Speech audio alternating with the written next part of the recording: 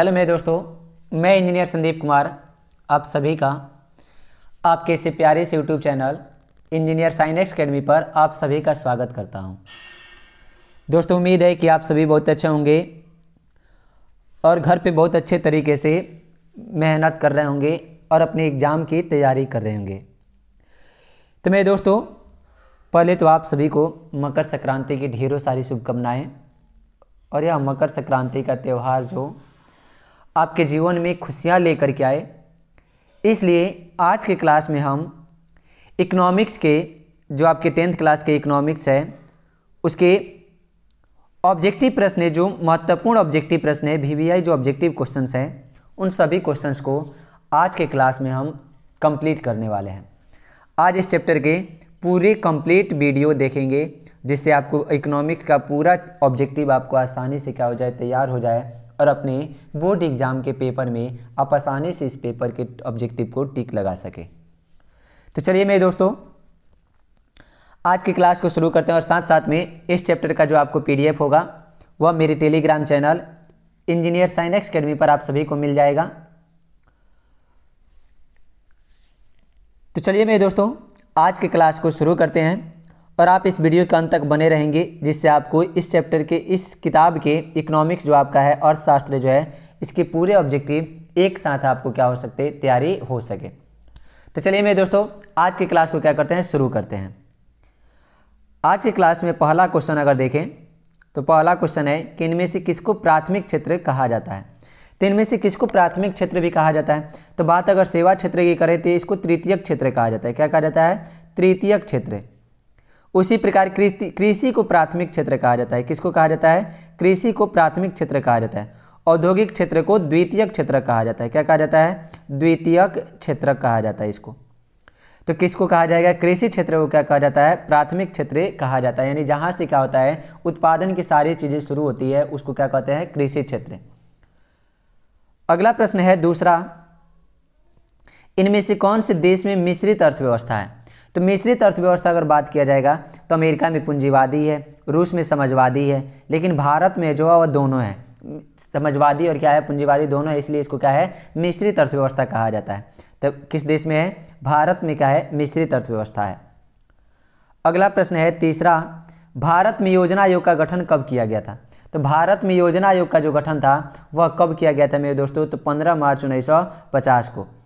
योजना आयोग जो बाद में चल करके इसको नीति आयोग बना दिया गया। क्या बना दिया गया, नीति आयोग। और वह कब, तो 2015 में इसे क्या बना गया था, नीति आयोग बना दिया गया था। इस आयोग के जो अध्यक्ष होते हैं वह PM होते हैं, यानी प्राइम मिनिस्टर, प्रधानमंत्री इसके क्या होते हैं, अध्यक्ष होते हैं। अगला प्रश्न है 4 नंबर, जिस देश का राष्ट्रीय आय अधिक होता है वह देश कहलाता है। तो जिस देश का राष्ट्रीय आय अधिक होता है वह देश कहलाता है क्या, विकसित कहलाता है। क्या कहलाता है, विकसित। और जिस देश का राष्ट्रीय आय कम होता है उसको क्या कहते हैं, अविकसित होता है। और जिसका मीडियम होता है उसको क्या कहा जाता है, विकासशील कहा जाता है। हमारा देश कैसा है, अर्ध विकसित है, यानी आधा विकसित है और आधा नहीं है, यानी विकासशील देश है हमारा। अगला प्रश्न है कि इनमें से किसे पिछड़ा राज्य कहा जाता है। यानी हर चीज़ का अगर देखा जाए तो पिछड़े हुए राज्यों में बात किया जाए तो वह बिहार है। कौन सा राज्य है, बिहार है, जिसे पिछड़ा राज्य कहा जाता है। अगला प्रश्न है शेयर बाजार का नियामक संस्था। तो शेयर बाजार का नियामक संस्था जो है वह क्या है, स्टॉक एक्सचेंज बैंक ऑफ क्या है, इंडिया, या सेबी है। कौन सा है, सेबी। अगला प्रश्न है 7 नंबर, भारत में किस राज्य की प्रति व्यक्ति आय सबसे कम है।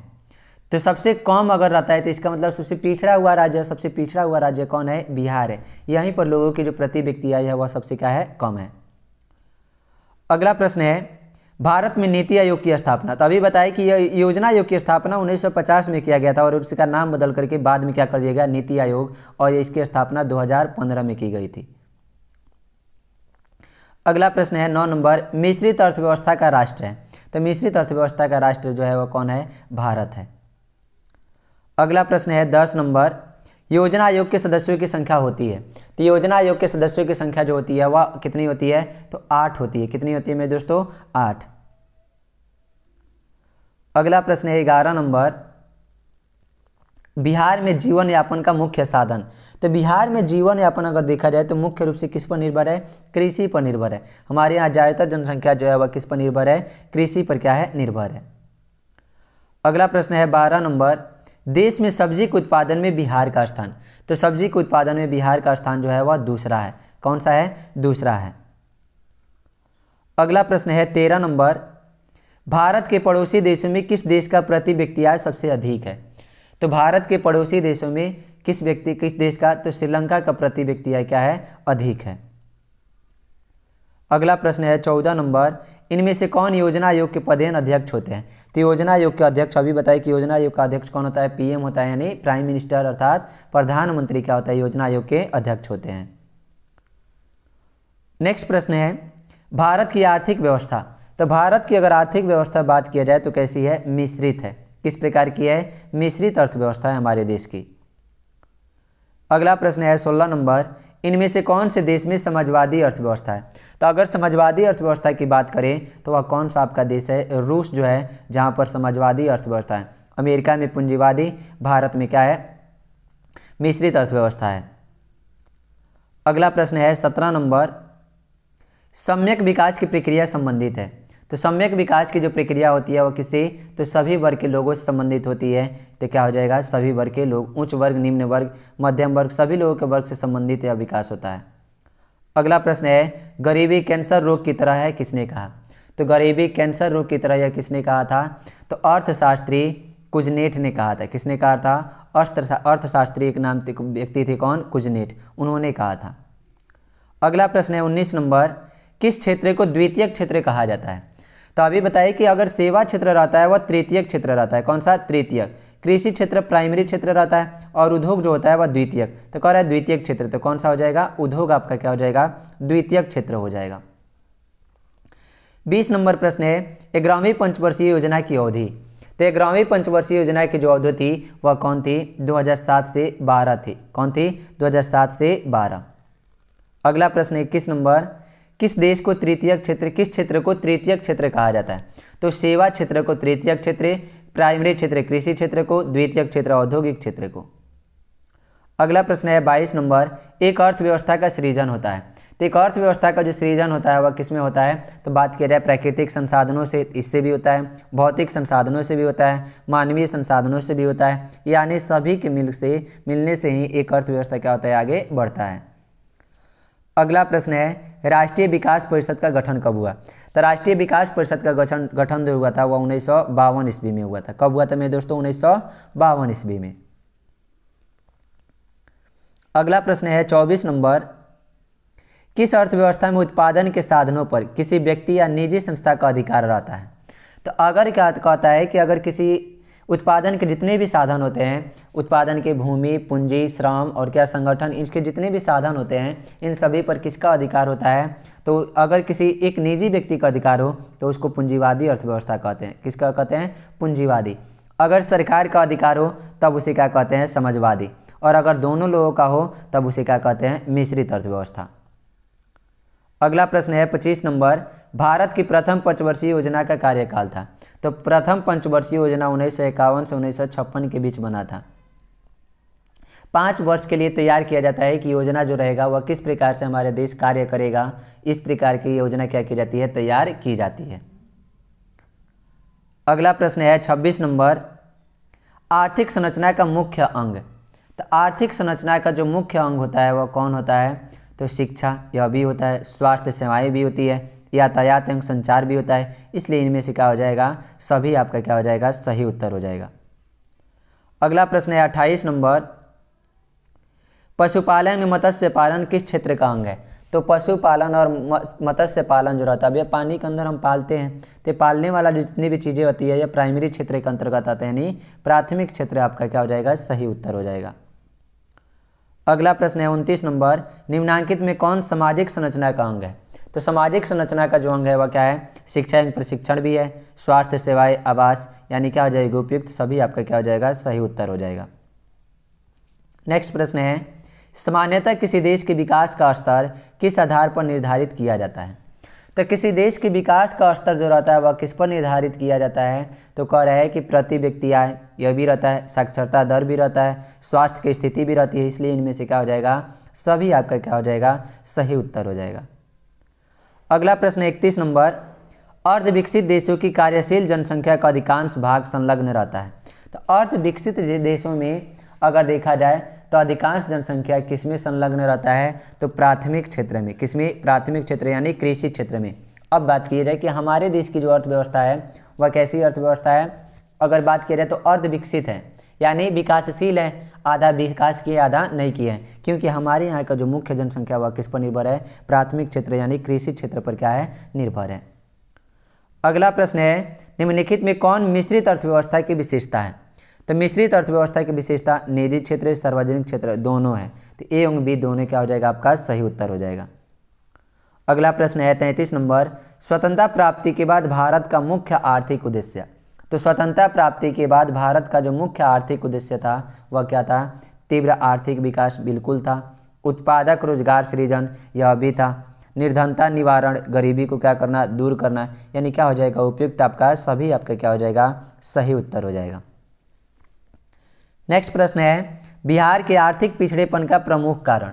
तो बिहार के आर्थिक पिछड़ेपन का जो प्रमुख कारण है वह क्या है, जनसंख्या में तीव्र वृद्धि बिल्कुल है, कृषि पर अत्यधिक जनाभार यह भी है, बाढ़ एवं सूखा का प्रकोप यह भी है। तो इनमें से क्या हो जाएगा, सभी हो जाएगा। इसलिए बिहार क्या है, आर्थिक दृष्टि से क्या हुआ है, पिछड़ा हुआ है, क्योंकि जनसंख्या बहुत तेज़ी से बढ़ रहा है, कृषि पर अत्यधिक जनसंख्या का भार है और साथ साथ में बाढ़ और सूखा का भी प्रभाव हमारे क्षेत्र में, हमारे राज्य में पड़ता है।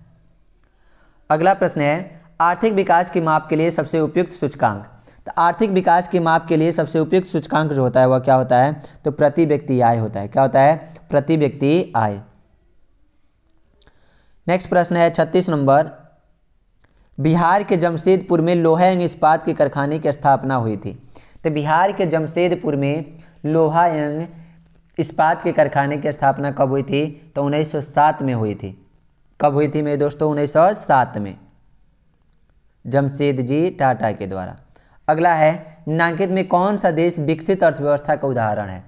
तो विकसित अर्थव्यवस्था जो है वह कहाँ है मेरे दोस्तों, तो आपके अमेरिका में है। कौन से देश में है, अमेरिका में क्या है, विकसित अर्थव्यवस्था है। 38 नंबर प्रश्न है, विश्व पर्यावरण एवं विकास आयोग की स्थापना हुई। तो विश्व पर्यावरण एवं विकास आयोग की जो स्थापना थी वह 1983 में हुई थी। कब हुई थी मेरे दोस्तों, 1983 में। अगला प्रश्न है 39 नंबर, आर्थिक समृद्धि का संबंध। तो आर्थिक समृद्धि का जो संबंध होता है वह किससे रहता है, तो सामाजिक संस्थाएं से होता है। किससे होता है, सामाजिक संस्थाएं से।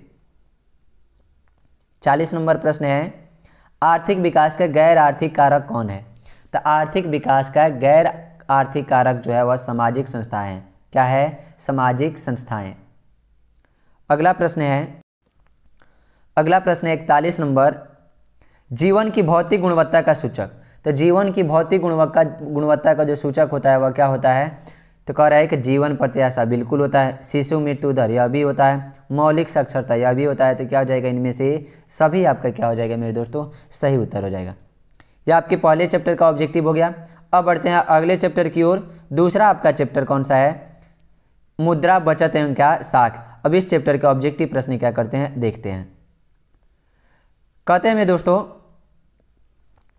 कि जब भी पढ़ाई करने बैठे ये सोचे कि आखिरी बार पढ़ रहा हूँ, कल मेरा क्या है, एग्जाम है।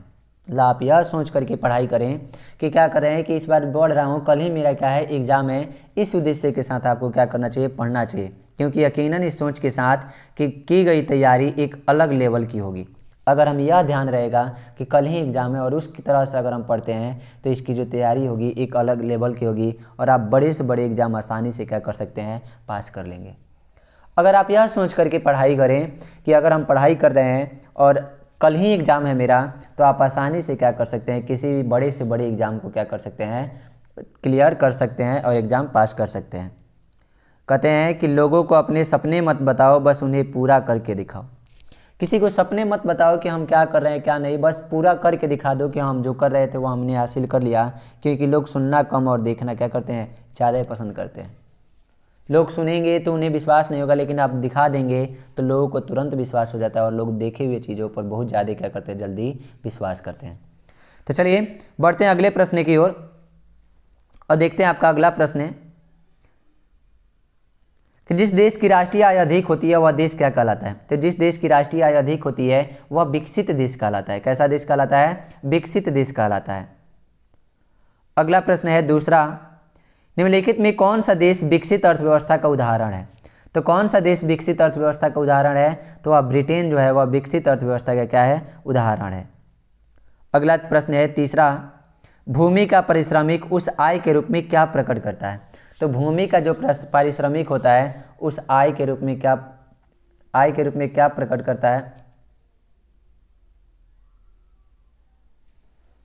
तो वह क्या होता है? थोड़ा सा इस क्वेश्चन में डाउट है, आप लोग इसका जवाब कमेंट बॉक्स में क्या करेंगे? देंगे। अगला प्रश्न है, भारत में गरीबी रेखा के नीचे रहने वालों की संख्या। तो भारत में गरीबी रेखा के नीचे रहने वालों की जो संख्या है वो 29.29 क्या है? 8% है। कितनी है? 29.8%। अगला प्रश्न है 5 नंबर, बिहार में घरेलू उत्पाद कितना प्रतिशत है? तो बिहार में घरेलू उत्पाद जो है वह कितना प्रतिशत? तो 11.03% है। कितना है? 11.03%। अगला प्रश्न है, इनमें से कौन एक बीमारू राज्य नहीं है? तो अगर बात किया जाए कि बीमारू राज्य इनमें से कौन नहीं है, क्या कह रहा है? बीमारू। बी से क्या हो जाएगा? बिहार। एम से क्या हो जाएगा आपका? मध्य प्रदेश। क्या हो जाएगा? उड़ीसा हो जाएगा। और तो बिहार, मध्य प्रदेश, उड़ीसा, इसमें आ जाएगा कौन बच रहा है? एक ऑप्शन कर्नाटक। तो यही आपका क्या हो जाएगा? सही उत्तर हो जाएगा। अगला प्रश्न है 7 नंबर, ऊंची विकास दर से क्या होता है? तो ऊंची विकास दर से क्या होता है मेरे दोस्तों? तो तेज़ी से समृद्धि होती है, कि गरीबी दूर होती है, कि देश विकसित देश की श्रेणी में आ जाता है, कि ए और बी दोनों। तो ऊंची विकास दर से क्या होता है? अगर विकास दर क्या होता है तो तेज़ी से समृद्धि और गरीबी दूर, तो क्या हो जाएगा? ए और बी दोनों क्या हो जाएगा? सही उत्तर हो जाएगा। अगला प्रश्न है 8 नंबर, बिहार की प्रति व्यक्ति आय देश भर में। तो बिहार की प्रति व्यक्ति आय देश भर में क्या है? न्यूनतम है। क्या है? न्यूनतम है, इसलिए इसे पिछड़ा राज्य भी कहा जाता है। अगला प्रश्न है, बिहार के किस जिले की प्रति व्यक्ति आय सर्वाधिक है? तो किस जिले की प्रति व्यक्ति आय सर्वाधिक है? तो पटना जिले की प्रति व्यक्ति आय क्या है? सर्वाधिक है। 10 नंबर प्रश्न है, बिहार में सबसे कम प्रति व्यक्ति आय वाला जिला। तो बिहार में सबसे कम प्रति व्यक्ति आय वाला जो जिला है वह कौन सा है? शिवहर है। कौन सा है? शिवहर। और सबसे अधिक कहाँ है? पटना में। अगला प्रश्न है 11 नंबर, केंद्रीय सांख्यिकी संगठन के अनुसार बिहार की आय में वृद्धि कितना प्रतिशत हुई? तो केंद्रीय सांख्यिकी संगठन के अनुसार बिहार की आय में 11.03% की क्या हुई है? वृद्धि हुई है। 12 नंबर प्रश्न है, भारत में किस राज्य की प्रति व्यक्ति आय सर्वाधिक है? तो किस राज्य की? तो गोवा की प्रति व्यक्ति आय क्या है? सर्वाधिक है। अगला है 13 नंबर, 2009 से 10 के अनुसार बिहार की प्रति व्यक्ति आय। तो 2009 से 10 के अनुसार बिहार की जो प्रति व्यक्ति आय थी वह कितना था? तो 16,119 रुपया था। कितना था? 16,119 रुपया। तो यह मेरे सेकेंड चैप्टर के मेरे दोस्तों हो गए। अब बढ़ते हैं थर्ड चैप्टर की ओर। तीसरा आपका जो चैप्टर है वह कौन है? मुद्रा, बचत एवं क्या? साख। अब इस चैप्टर के ऑब्जेक्टिव प्रश्न क्या करते हैं देखते हैं। तो इसमें पहला प्रश्न है कि प्लास्टिक मुद्रा है, तो प्लास्टिक मुद्रा कौन होता है? एटीएम जो होता है वह क्या होता है? प्लास्टिक मुद्रा होता है। अगला प्रश्न है दूसरा, आधुनिक युग की प्रगति का श्रेय मुद्रा को ही है, यह कथन किनका है? तो आधुनिक युग की प्रगति का श्रेय मुद्रा है, यह कथन किसका है? तो मार्शल का है। किनका है? मार्शल का। अगला प्रश्न है तीसरा, विनिमय के रूप है, तो विनिमय का रूप जो होता है वह कितने होते हैं? तो 2 रूप होते हैं। कितने रूप होते हैं? दो रूप होते हैं। अगला प्रश्न है 4 नंबर, वस्तु विनिमय प्रणाली में विनिमय होता है, तो वस्तु विनिमय प्रणाली में वस्तु से वस्तु का विनिमय होता है। किससे होता है? वस्तु से वस्तु का विनिमय, यानी वस्तु देंगे तो वस्तु क्या करती होती है? हमें मिलती है। नेपाल की मुद्रा, तो नेपाल की मुद्रा जो है वह क्या है? रुपया है। क्या है? रुपया है। अगला प्रश्न है एटीएम का विस्तारित रूप, तो एटीएम का विस्तारित रूप जो है वह क्या है? तो ऑटोमेटिक टेलर मशीन है। क्या है? Automatic teller machine. तो ऑप्शन नंबर क्या हो जाएगा? सी आपका सही उत्तर हो जाएगा। अगला प्रश्न है 7 नंबर, चेक एक प्रकार की मुद्रा है, तो चेक जो होती है वह कैसी मुद्रा है? तो साख मुद्रा है। कैसी मुद्रा? साख मुद्रा। यानी जितना विश्वास रहता है विश्वासी रहता है। अगला प्रश्न है एटीएम के द्वारा पैसे निकाले व जमा किए जा सकते हैं, तो एटीएम के द्वारा लिखे रहते हैं, देखा गया कि 24/7 लिखते हैं, यानी 24 घंटा हम क्या कर सकते हैं, निकाल करके और जमा कर सकते हैं। अगला प्रश्न है, मनुष्य के आर्थिक जीवन में सबसे महत्वपूर्ण है। तो मनुष्य के आर्थिक जीवन में सबसे महत्वपूर्ण अगर देखा जाए तो क्या है, मुद्रा है। क्या है, मुद्रा। पैसा ही अभी सबसे ज़्यादा महत्वपूर्ण है। 10 नंबर प्रश्न है, आधुनिक युग में उद्योग मुद्रा रूपी वस्त्र धारण किए हुए किसने कहा। तो यह किसने कहा था, तो प्रोफेसर पिग्गू ने कहा था। किसने कहा था, प्रोफेसर पिग्गू ने। अगला प्रश्न है 11 नंबर, मुद्रा ने साख प्रणाली को बनाया। तो मुद्रा ने साख प्रणाली को बनाया, क्या बनाया, तो संभव बना दिया। क्या बना दिया, संभव। अगला प्रश्न है 12 नंबर, मुद्रा एक अच्छा। तो मुद्रा एक अच्छा क्या होता है, तो सेवक होता है। क्या होता है, सेवक। अगला प्रश्न है 13 नंबर, छड़ी क्या तत्काल उपभोग में आने वाली वस्तुएं होती है।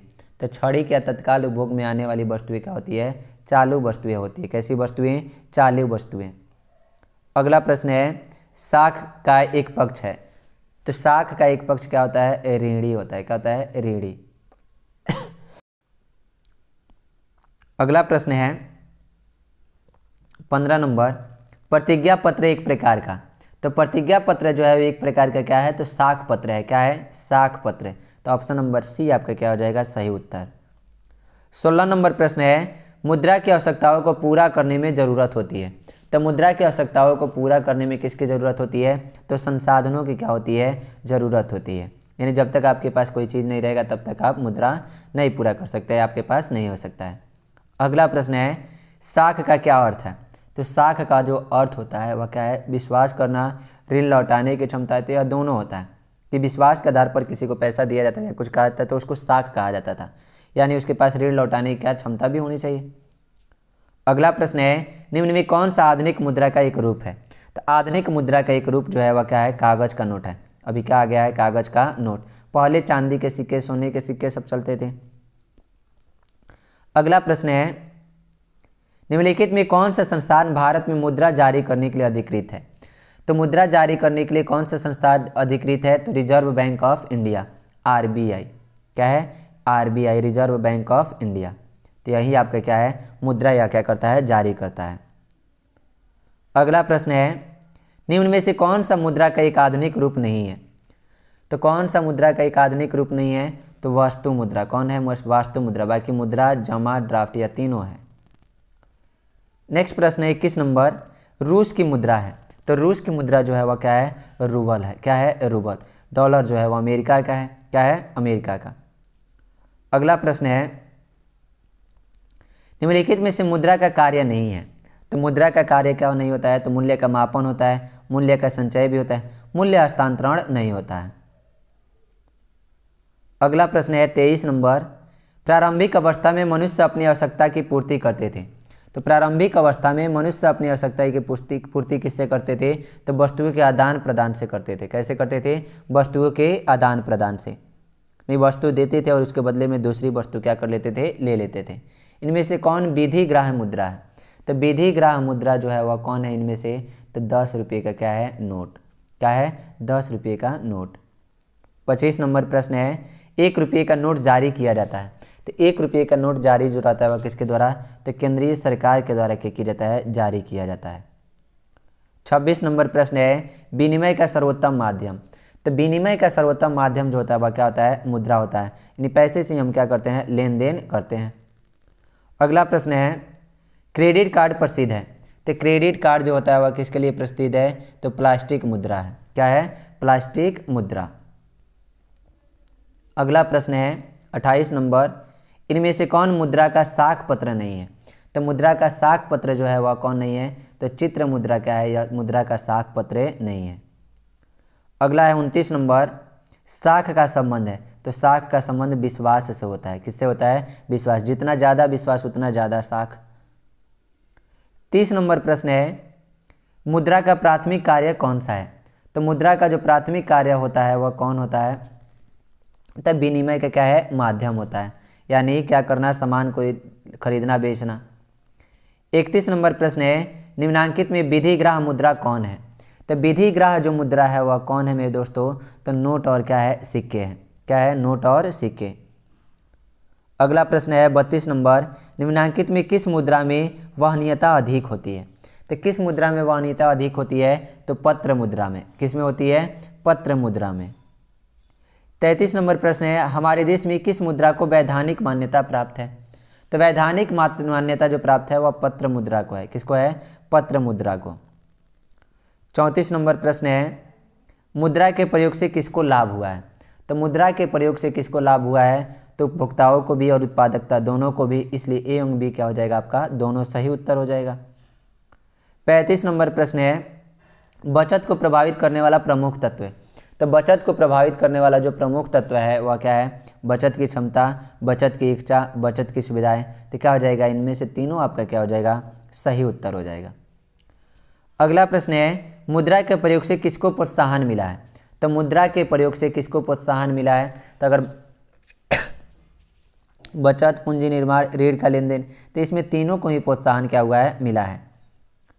37 नंबर प्रश्न है, पूंजी का निर्माण होता है। पूंजी का निर्माण किसके द्वारा? तो बचत के द्वारा। जितना बचाएंगे उतनी अधिक क्या होगी? पूंजी जमा होगी। 38 नंबर प्रश्न है, मुद्रा वह धुरी है जिसके चारों ओर अर्थ विज्ञान क्या करता है? घूमता है। यह किस अर्थशास्त्री का क्या है? कथन है। तो यह किसका कथन है मेरे दोस्तों? तो यह मार्शल का कथन है। किसका कथन है? मार्शल का यह क्या है? कथन है। अगला प्रश्न है 39 नंबर, मुद्रा का प्राचीनतम रूप। तो मुद्रा का प्राचीनतम रूप जो है वह क्या है? वस्तु मुद्रा है। क्या है? वस्तु मुद्रा। पहले वस्तु दे करके वस्तुएं क्या की जाती थी? ली जाती थी।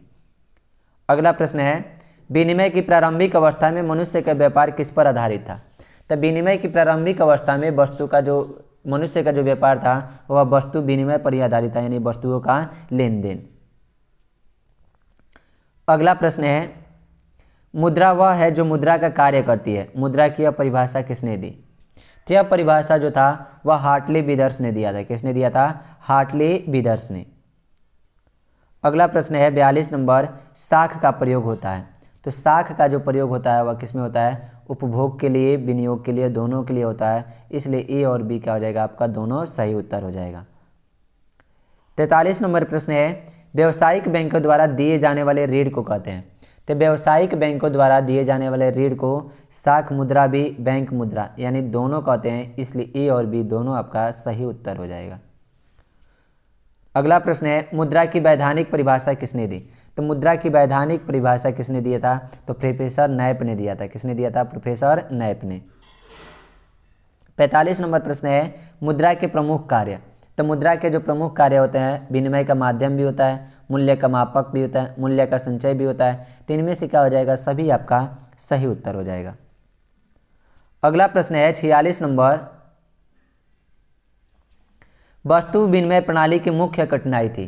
तो वस्तु विनिमय प्रणाली की जो मुख्य कठिनाई थी वह मूल्य मापन में कठिनाई होता था, आवश्यकता के दोहरे संयोग का अभाव होता था। यानी जैसी हमारी चीज़ें, जैसा अगर वस्तुएं हैं, अब सामने वाले को अगर दे रहे हैं तो जरूरी नहीं कि जो हमें चाहिए उसके पास हो, तो इसका क्या रहता था? अभाव रहता था। तो दोनों का अभाव रहता था, इसलिए ए और बी क्या हो जाएगा? दोनों सही उत्तर हो जाएगा। अगला प्रश्न है, किस धातु का मुद्रा के रूप में सर्वाधिक प्रयोग हुआ है?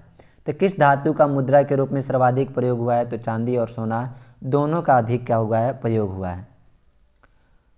अगला प्रश्न है, वित्तीय संस्थान पूरा करते हैं। तो वित्तीय संस्थान ऋण संबंधी जरूरतें क्या करते हैं? पूरा करते हैं।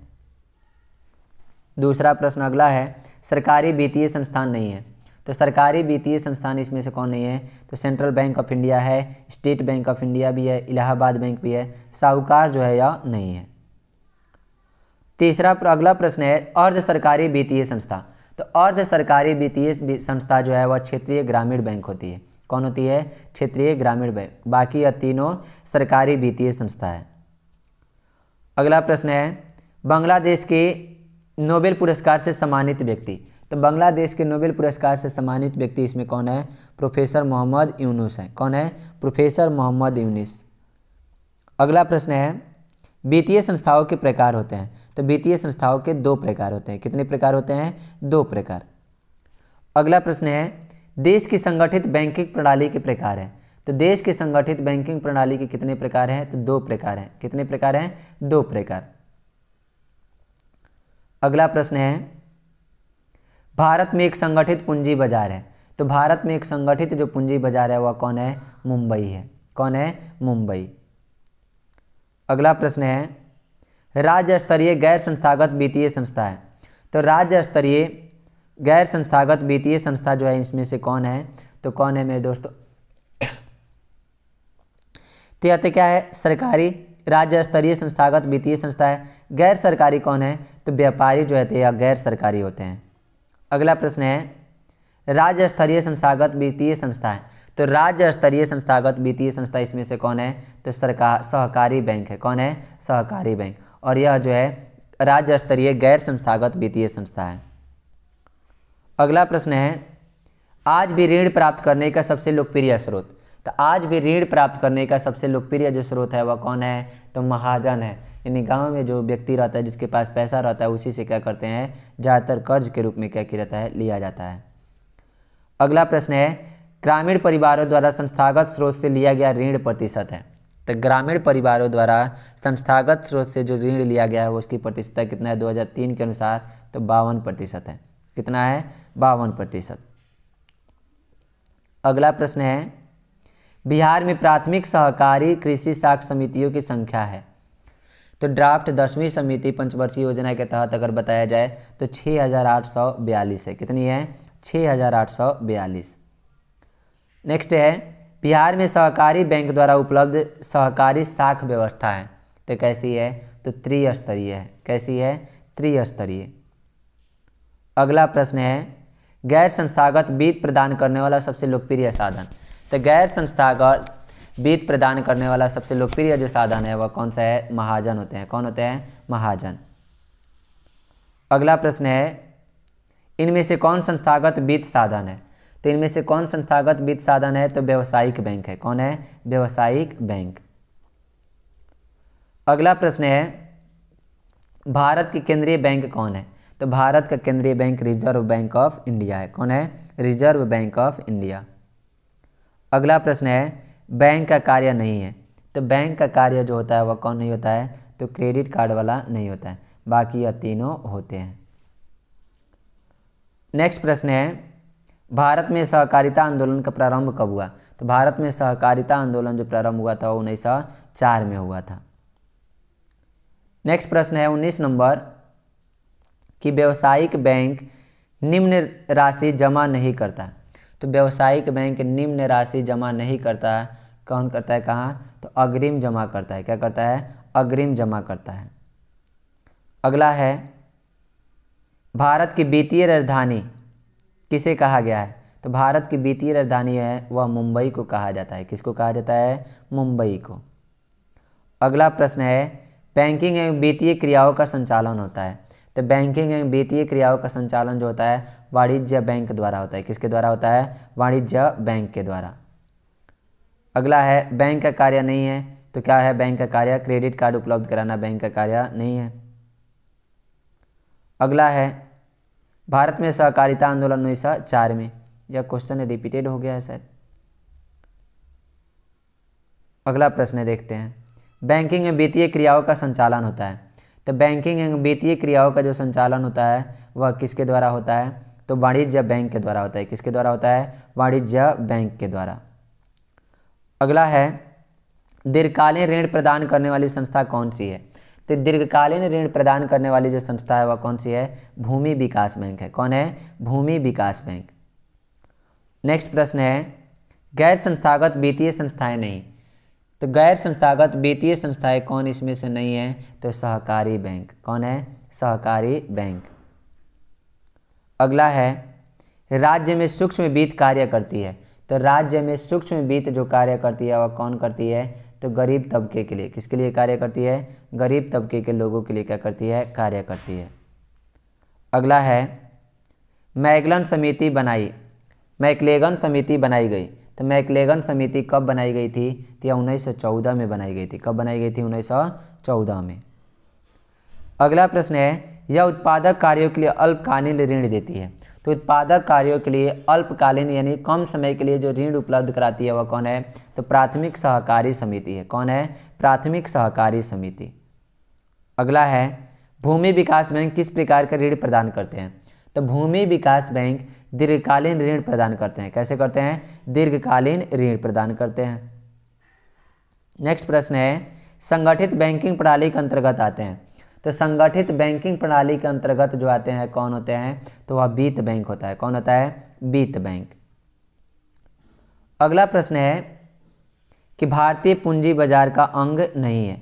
तो भारतीय पूंजी बाजार का जो अंग नहीं है इसमें से कौन नहीं है? तो विकास वित्त संस्थान नहीं है। बाकी प्रतिभूति बाजार है, औद्योगिक बाजार भी है, भारतीय मुद्रा बाजार भी है। यह तीसरा वाला नहीं है। अगला है, सूक्ष्म ऋण योजना के अंतर्गत निर्धन परिवारों को ऋण की सुविधा प्रदान की जाती है। तो ऋण की सुविधा जो प्रदान की जाती है वह किसके द्वारा? तो संस्थागत स्रोतों के द्वारा प्रदान की जाती है। अगला है, वित्तीय संस्थाओं में किन संस्थाओं को सम्मिलित किया जाता है? तो वित्तीय संस्थाओं में किसको? तो व्यावसायिक बैंक को भी शामिल, सहकारी साख समिति को भी, बीमा कंपनी को भी। तो इनमें से क्या हो जाएगा? आपका सही उत्तर हो जाएगा। अगला प्रश्न है, वित्तीय सेवाओं की आवश्यकता होती है। तो वित्तीय सेवाओं की जो आवश्यकता होती है वह क्या होती है? व्यक्तियों को, व्यावसायिक संस्थाओं को, सरकार को, तीनों को होती है। इनमें से क्या हो जाएगा? सभी आपका सही उत्तर हो जाएगा। नेक्स्ट प्रश्न है, मुद्रा बाजार के संस्थागत वित्तीय संस्थाओं में कौन सर्वाधिक महत्वपूर्ण है? तो इसमें से कौन सर्वाधिक महत्वपूर्ण होता है मेरे दोस्तों? तो वह व्यावसायिक बैंक होता है। कौन होता है? व्यावसायिक बैंक। अगला प्रश्न है, भारतीय बैंकिंग प्रणाली के शीर्ष पर। तो भारतीय बैंकिंग प्रणाली के शीर्ष पर कौन है? तो रिजर्व बैंक है। कौन है? Reserve bank of India.